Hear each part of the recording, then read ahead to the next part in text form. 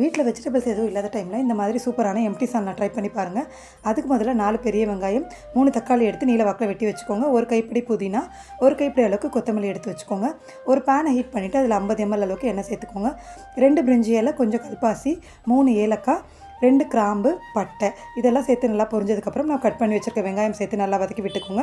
வெங்காயம் வதங்கும் போது 2 ஸ்பூன் அளவுக்கு இஞ்சி பூண்டு பேஸ்ட் சேர்த்துக்கோங்க. இஞ்சி பூண்டு பேஸ்ட்டோட பச்சை வாசனை போனதுக்கப்புறம் நான் கட் பண்ணி வச்சுருக்க தக்காளி, 2 பச்சை மிளகாய், புதினா, கொத்தமல்லி சேர்த்து நல்லா வதக்கிக்கோங்க. இதுக்கு மசாலா வந்து 1 spoon red chilli powder, 2 spoon chicken masala, 1 spoon தனியாத்தூள் சேர்த்துக்கோங்க. இதெல்லாம் வதங்கிட்டே இருக்கட்டும்.